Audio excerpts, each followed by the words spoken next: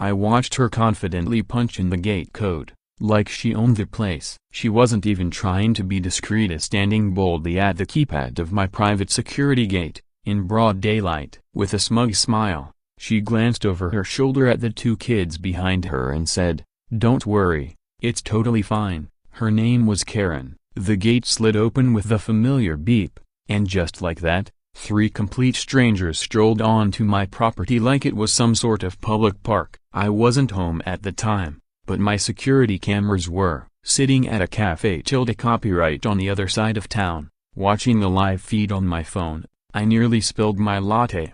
That gate wasn't just a stylish entrancia, it was my first line of defense against neighborhood madness, and somehow, the self-proclaimed queen of the cul-de-sac had handed out the access code like free samples. I didn't know her well, but in that moment, one thing became crystal clear: Karen had just fired the first shot, and I wasn't about to back down. The entire reason I installed that gate was to keep the peace. Silence. I'm a game developer. I thrive in controlled, digital chaos, not the unpredictable mess of real-world drama. When I moved into this HOA-controlled suburb last year, I did everything by the book, got all the right permits, paid extra for a state-of-the-art security upgrade, and installed motion-sensitive lights, laser sensors, and even a voice-controlled speaker system that could blast anything from Beethoven to vicious dog barks. Not because I'm paranoid, but because I learned the hard way in my last neighborhood what happens when boundaries aren't respected. What I didn't anticipate was that those boundaries would be deliberately undermined by someone who treated the entire street like her personal kingdom. Karen was the type who wore tennis visors indoors and introduced herself with the phrase,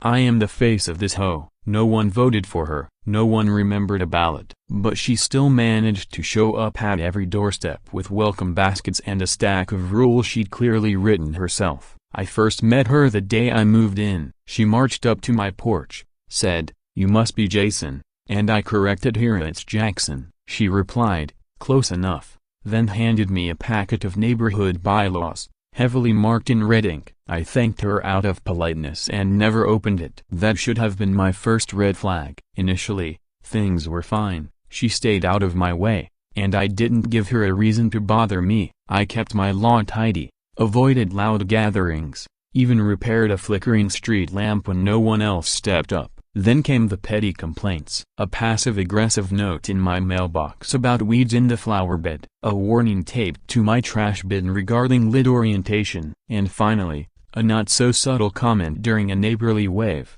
It's so nice having quiet neighbors who know their place. I should have spoken up then, but I didn't. That was my second mistake. The real shift happened about 3 weeks before the gate incident. I had just installed an upgraded entry system with a rotating digital code and a backup mobile app. I shared the code only with emergency services and a delivery provider I trusted. Not even my brother had it. But suddenly, unfamiliar people started popping up. One woman in yoga pants wandered into my backyard, claiming she thought it was a shortcut to the tennis courts. A teenager knocked on my garage door asking if this was the location of a pool party, and a DoorDash driver tried handing me someone else's Chinese food. When I asked each of them how they got in, they all said the same name, Karen. The first time I confronted her, she was in her front yard, meticulously arranging her potted plants by color. I walked up and asked, "Hey Karen, did you give out my gate code?" She looked at me like she was struggling to place my face. "Oh, that thing?"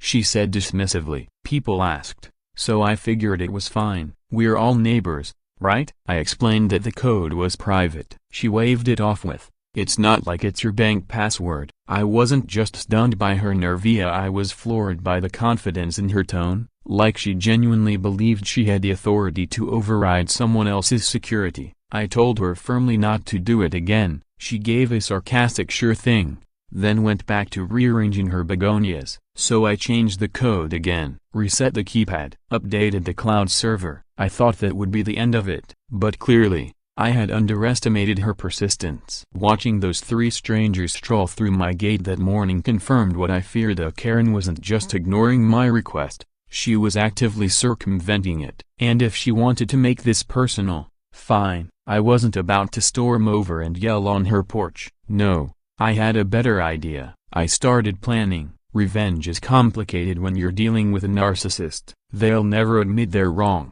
but they can't handle public humiliation. And if Karen wanted to play the role of neighborhood hostess, I'd make it official. All I needed was a spark of inspiration and the right numbers. I dug through old emails and found the digital welcome packet Karen had proudly sent to all new residents. It included emergency HOA contacts, which naturally meant her personal cell number. I saved the number. Then I logged into my gate system and changed the access code to her 10-digit phone number. It was brilliant. No one would notice Ia unless they knew her. And the people who did know her, well, they were in for a surprise. She wouldn't dare exploit it again, at least, not after what I did next. I created a sign, nothing angry or accusatory, just the kind of neutral, vaguely official-sounding notice that wouldn't raise eyebrows from the HOA. It read, "Gate access code updated in accordance with neighborhood protocol. For entry, please contact Karen, a HOA liaison." I laminated it,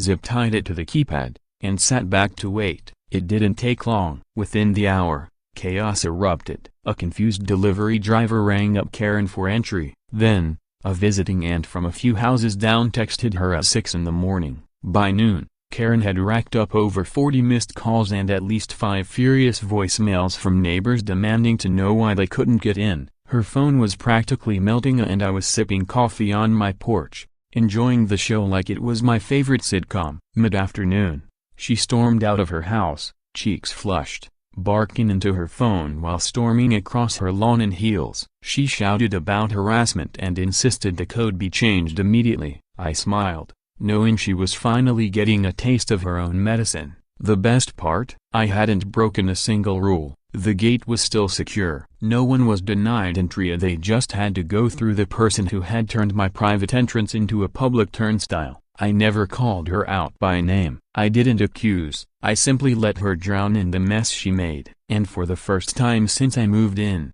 I felt something I hadn't in a long while. Peace.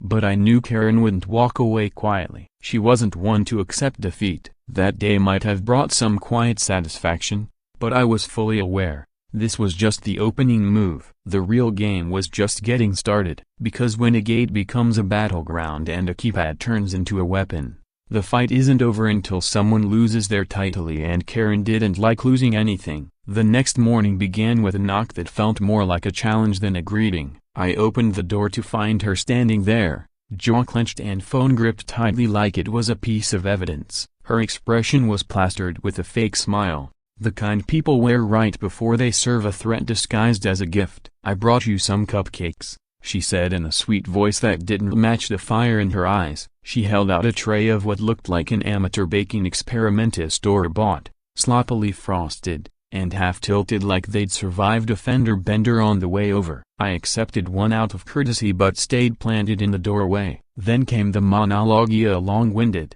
guilt-laced explanation about how misunderstood she was, how the neighborhood relied on her for access, and how she was simply trying to foster community spirit. When she said friendly, it landed more like a veiled insult. She tiptoed around the point until finally, she snapped, "So you're really not going to change it back?" I kept my tone calm. "Why would I? You're the one who gave the code to half the city." She opened her mouth to argue but nothing came out. You could almost see her thoughts buffering between outrage and excuse. Eventually, she hissed, "You made me look like a fool."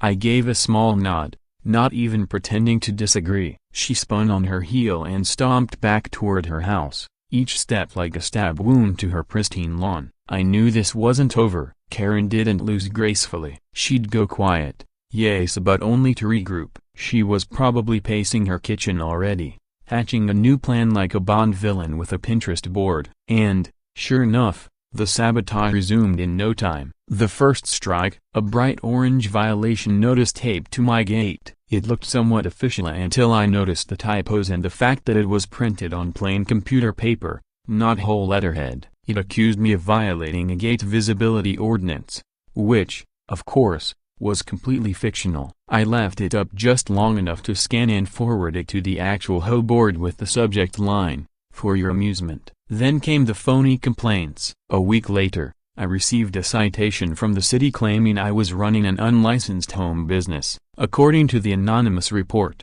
I was operating a commercial enterprise from my garage, which, in the most technical sense, was true. Yeah, I was a remote game developer, but that's about as disruptive as a monk in a soundproof booth. A zoning officer came by. He was polite and professional. Took one look at my setup, 2 monitors, some collectibles, a mini fridge, and chuckled. "I'm sorry, man," he said. "We've been getting a bunch of these lately. All the same handwriting. Let me guess, a broken bar, Karen?" After he left, I checked the security footage, which by now had become a daily routine. Sure enough, there she was, a Karina passing by my driveway twice a day. Sometimes, she lingered by the gate, as if inspecting her own failure. One time, she even brought a child along, as if she were giving a hands-on tutorial in trespassing. She pointed at the keypad box, crouched down, and began picking at it with her nails like she was cracking a sapphire, while the kid stood nearby,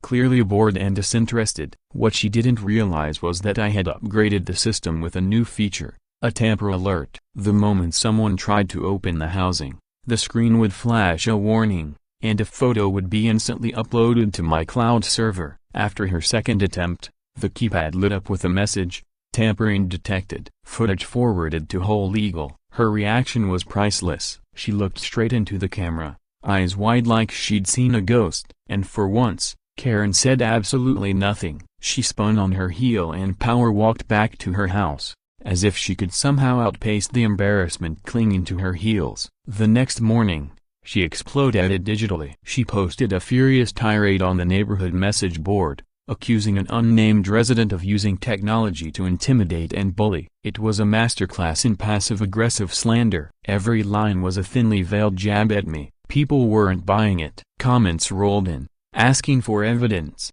clarification, or just straight-up calling it out. One neighbor even chimed in, "Maybe this is all a misunderstanding. We should just leave Jackson alone." That was the final straw for Karen. An hour later, the post was gone, and she switched the group to restricted media. No more public comments allowed. Classic control tactic. But what Karen didn't grasp was this: she was losing her grip faster than she could tighten it. People were noticing. That evening, Tina, 2 doors down, showed up at my doorstep with a bottle of wine. "I don't mean to butt in," she said, "but you're handling this way better than most of us would." Turns out, Karen had a long history of power tripping. She'd rewritten community rules without a board vote, issued bogus fines, and even tried to evict someone on CA for painting their mailbox blue. I just happened to be the first to push back loud enough to make it public. I decided to return the favor with style. I installed a second security camera,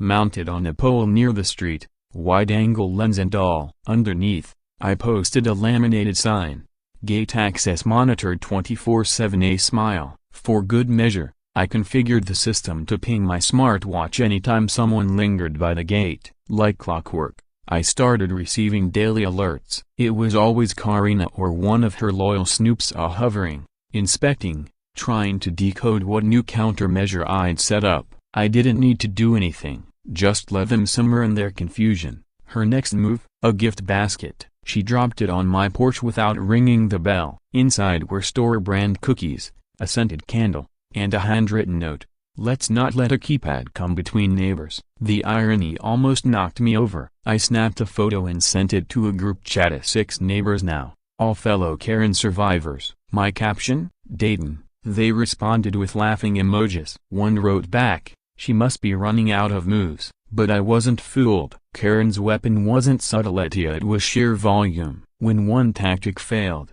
she hurled herself into the next without missing a beat. She had tried charm, she had tried threats, she had tried sabotage. Now she was going for her final card, bureaucracy. I knew exactly what she'd do: rally the whole board, twist the story, make me out to be the neighborhood menace. She'd bury me in procedure and paperwork if she could. So, I got proactive. I started compiling evidence. Every video clip, every fake notice, screenshots of her posts. I called the folder Karen Gate, a digital archive of every petty stunt, complete with timestamps, dates, and even side-by-side comparisons of her fake notices versus official whole letters. It was a masterpiece of neighborhood drama preservation, because while Karen liked to wage war in whispers and flyers, I was gearing up for the main event. a full-scale HOA showdown, and when that time came, I wouldn't just be ready, I'd be unforgettable. The first volley arrived in the mail, a letter dressed up like a party invite, gold trim, heavy envelope,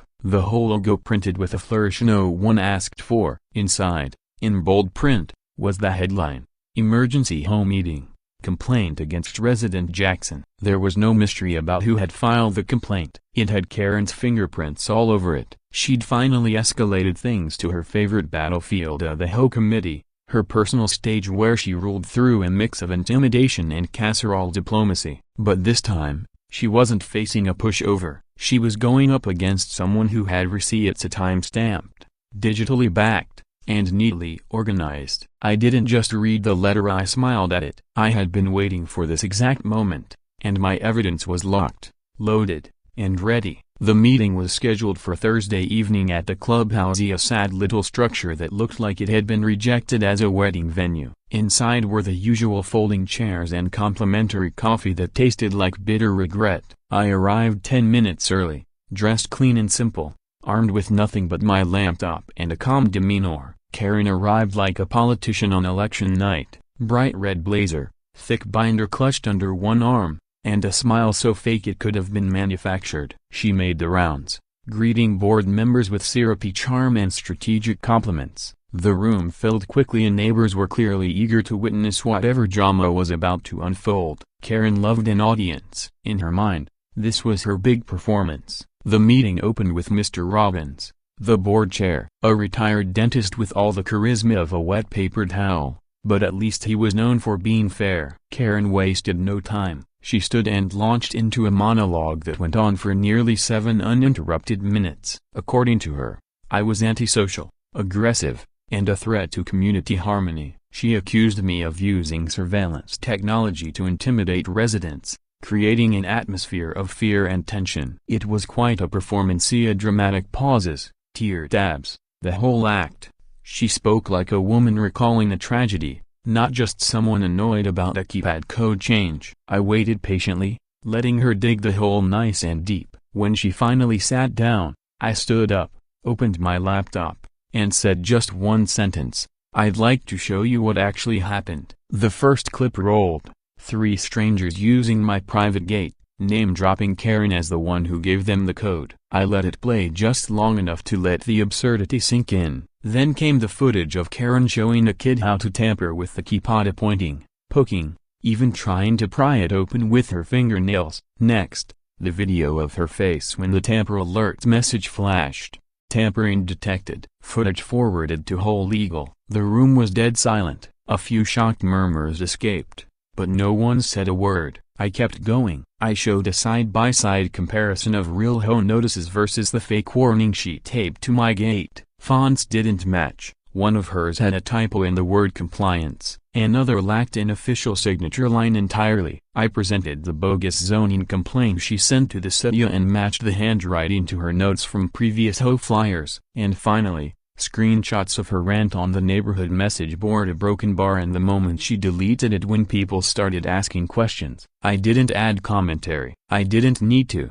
It wasn't a defense. It was a dismantling. When I finished, I closed the laptop, took a breath, and looked around the room. I've never violated a single HOA rule. I've documented every interaction. I've never retaliated, never disrespected anyone. All I did was change the gate code to secure my property. And yet, here I am on trial. It wasn't a speech. It was just the truth. The board member sat in stunned silence. A few neighbors gave soft claps before awkwardly stopping themselves. Karina, who always had something to say, was silent.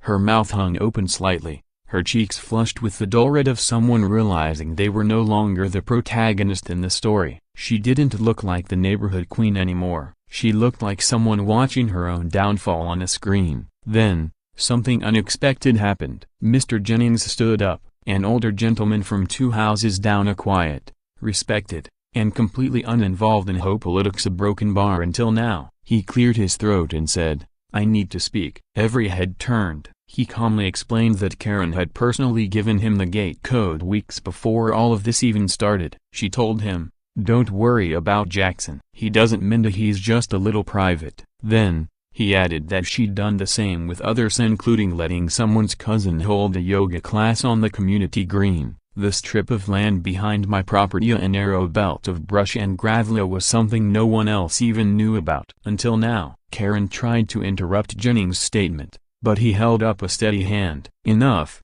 Karen, we're not idiots. We just didn't want to get involved. But this has gone too far. The atmosphere in the room shifted tangibly. People weren't just irritated with her anymore, they were disappointed. And that kind of shift cuts deeper than any argument. The board chair turned to her directly and asked the question that sealed it.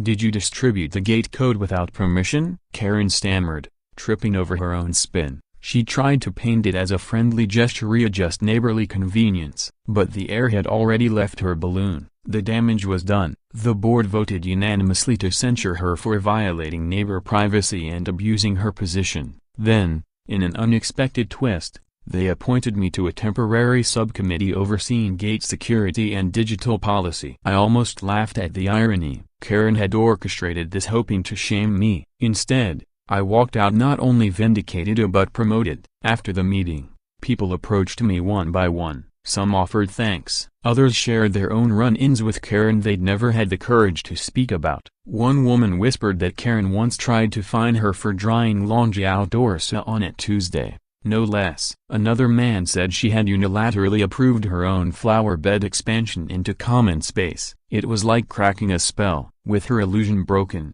Karen no longer carried that smug aura of someone untouchable. That night, for the first time in months, her porch light was off. No clipboard in sight, no binoculars, just silence. I returned home and sat on my porch, playing back the meeting footage I'd secretly recorded, not for revenge, but for posterity. A time-stamped reminder of the moment the tide turned. Karen hadn't just lost an argument, she lost her audience. Her control came from fear, from people too tired to fight. But once that fear cracked, the whole fight till the Section 8 collapsed like dominoes. Still, I knew better than to consider it over. People like Karen don't go quietly. They regroup. They shift tactics. They blame politics, the board, the bylaws, anything but themselves. But none of it mattered anymore. Her credibility was in ruins. And even if she tried to stir the pot again, no one would forget those videos, or the moment Mr. Jennings stood up and said, "Enough." It was over. Or at least this chapter was. The war might continue in petty skirmishes, but for now, peace returned like a warm blanket over my property. The gate gave a soft beep as I reset the code again, not to her phone number this time but to something even more secure. I looked up at the night sky, smiling, and not because I won, but because I didn't need to stoop to her level. I simply outlasted the chaos and let the truth do the talking. The next week was oddly quiet, suspiciously so. No Karen in sight, no early morning patrols, no aggressive pacing near the gate, not even a single passive-aggressive forum post. The woman who used to treat the neighborhood like a kingdom of unruly peasants had vanished. At first, I thought maybe she'd finally taken the L and decided to back off, but deep down, I knew better. Karen didn't disappear, she regrouped. The how became clear one Monday morning when a local news van rolled up outside the HOA clubhouse. At first, I assumed it was some fluffy segment, maybe a gardening expo or community bake-off, but when the reporter stepped out and I saw Karen already waiting, smiling like she just won a pageant, a stack of folders cradled in her arms, a broken bar, I knew exactly what this was. Karen was staging a comeback. She had brought in the media for sympathy, a new audience, a new story, and I knew she was about to try and throw me under the bus publicly this time. I watched from across the street, coffee in hand, concealed just behind a neighbor's hedge. Not ready to intervene, not yet. Karen guided the reporter to the gate keypad, gesturing dramatically like she was detailing a crime scene. The camera rolled as she gave her version of events, framing herself as the misunderstood community servant, the victim of what she called technological bullying. She even compared my home security system to government surveillance. Then, in true Karen flair, she pointed directly at my house and said, "He turned a friendly gate code into a weapon of mass humiliation." I nearly choked on my coffee. But what Karen didn't know was that I recognized the reporter Micah. We'd been college roommates, briefly, one semester of shared dorm disasters before he dropped out to chase a career in media. We hadn't talked in years. But I remembered him well, and more importantly, he remembered me. I texted him from an anonymous number, one line, ask her why the gate code she gave out was her own phone number. 3 minutes later, during the interview, Micah paused and tilted his head. A viewer tip just came in. Can you confirm whether the gate code you distributed was a broken bar your personal cell number? Karen blinked fast. Her eyes dropped to her folders. She stuttered, tried to deflect, and mumbled something about privacy. Micah leaned in. Do you feel it was appropriate to distribute private access to other residents without the owner's consent? Her voice faltered. She mumbled about community understanding, but the thread was already unraveling. Micah closed his notepad, nodded politely, and wrapped the interview. The moment the camera turned off, Karen's smile dropped. She realized she wasn't shaping a narrative, she was starring in a cautionary tale. That evening, Micah called me. He already had a title for the segment, Neighborhood Watchdog or Digital Dictator. When power becomes personal. The news segment aired under the title Tech Showdown, but the angle had shifted thanks to that anonymous tip. Instead of a smear piece, the story spotlighted a rising trend in suburban communities,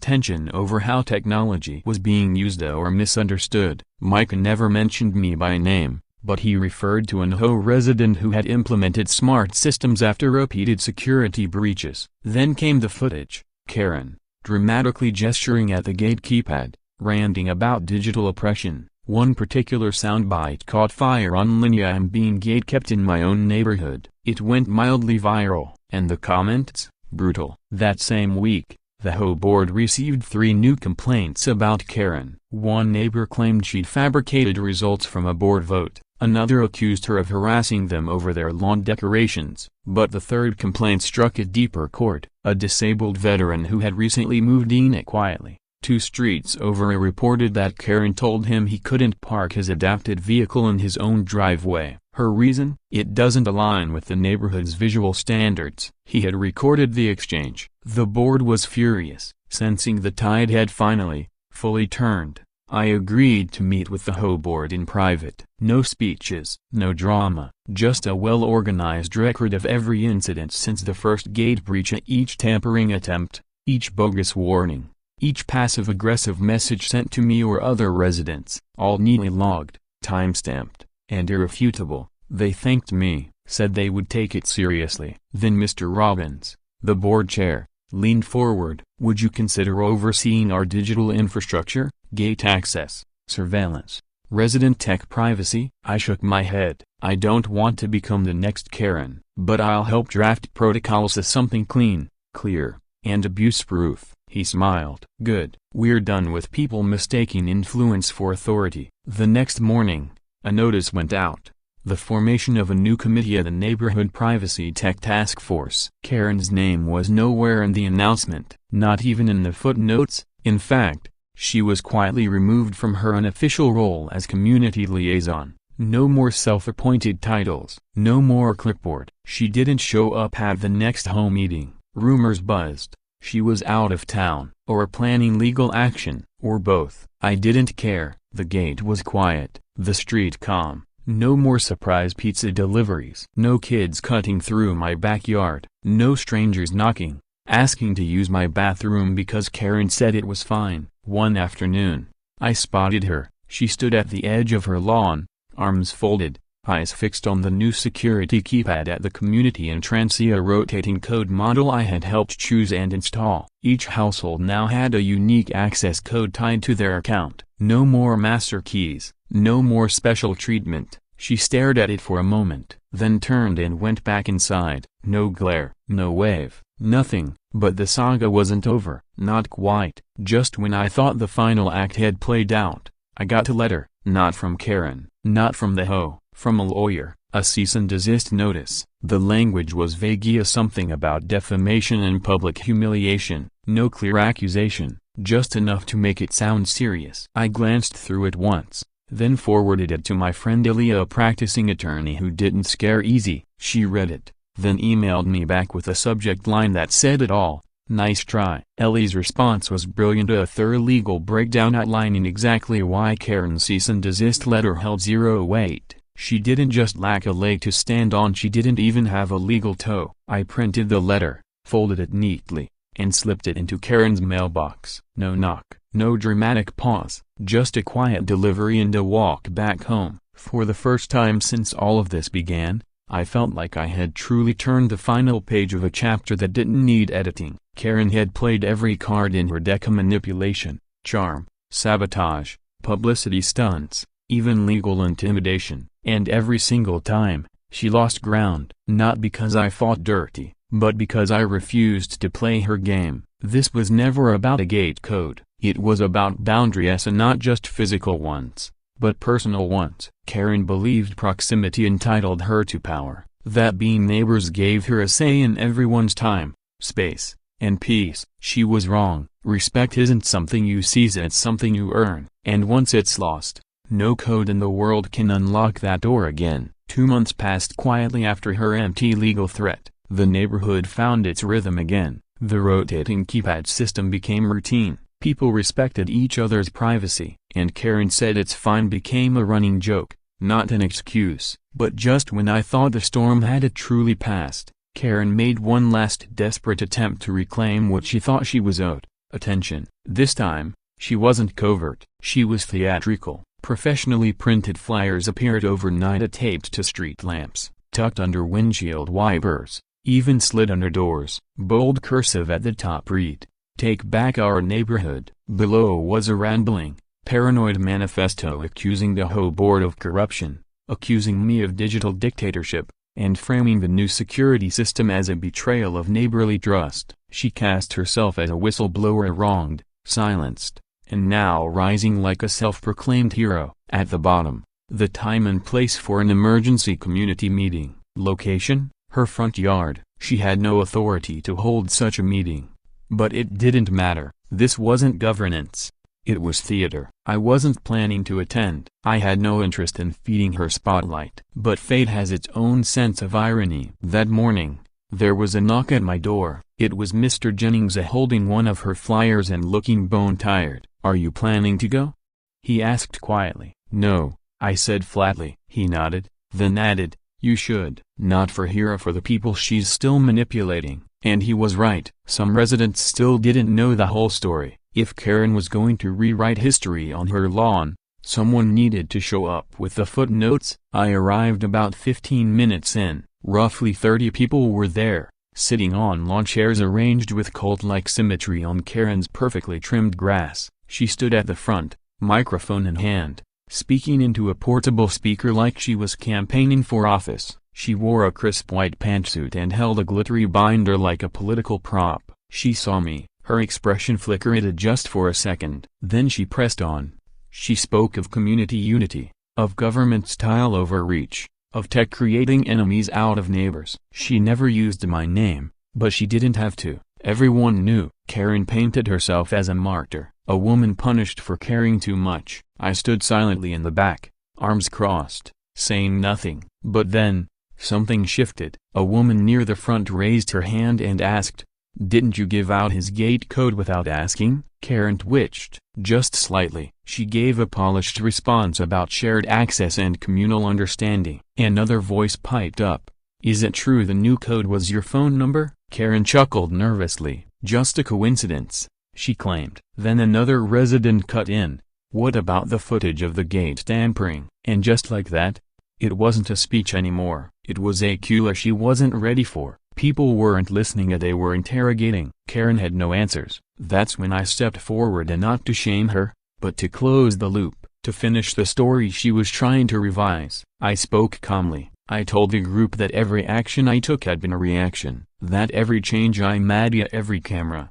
every gate lock, every rotating code came only after repeated invasions of privacy. I talked about the tech upgrades, the rotating codes, the committee, how we rebuilt things, not to exclude anyone, but to protect everyone. Then I said something I hadn't shared publicly before. I didn't do all of this to win.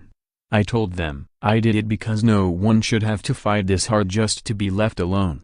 Silence followed, not awkward, just still, heavy, real. Karen stood motionless, blinking rapidly, flipping through her glittery binder like she might stumble on a page with the perfect comeback. She didn't find one. She mumbled something about consulting legal counsel and began collecting her things. People began to drift off. A few came over to thank me. Some quietly apologized for not speaking up sooner. One man shook my hand and said, "I wish you'd been on the board years ago." I looked around her yard. It had never looked so empty. Karen's power didn't end in a dramatic implosion. It just faded, drowned by the quiet persistence of truth. She didn't show her face much after that. Rumor had it she was thinking of selling. Others said she was flooding the regional HOA office with complaints, a group more buried in bureaucracy than influence. None of it mattered anymore. Her influence was gone, not crushed by insults or rebellion, but erased by undeniable facts. The neighbors she used to boss around now barely acknowledged her. New families moved in with updated rulebooks and real contact info. No one called her the face of the HOA anymore. She was just Karen again. And for her,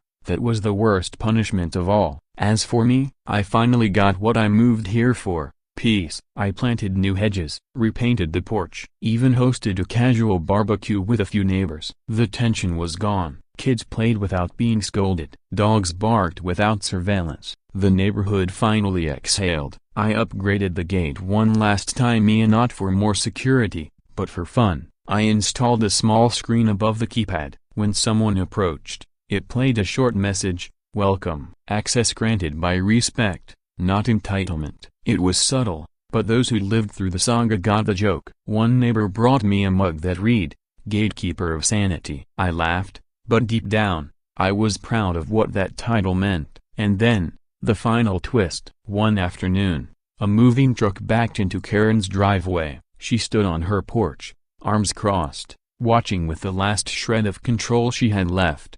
The movers loaded the final boxes. One of them walked to the gate and tried to enter a code. Nothing happened. He looked back and called out, "Hey, what's the new code?" Karen looked at him, a broken bar, then at the keypad, a broken bar, then up at the camera. Her fascia resigned, tired. It looked like it might erupt in one last scream, but it didn't. She turned, got in her car, and drove away. I never saw her again. The gate slid shut behind her, smooth, silent, and for the first time since this ordeal began, there was no need for revenge, no need for another counterplan, no need to defend my space. It was already mine again, not reclaimed through aggression, but by holding the line, by staying true, by refusing to be bullied and to surrender. That was the final lesson. Power doesn't come from volume or fear. It comes from integrity, from standing your ground without becoming the very thing you're resisting. That gate didn't just keep trouble out, it kept me anchored to what mattered. And when it closed on Karen's reign for the last time, a broken bar, it didn't slam, it clicked, quiet, final, and free.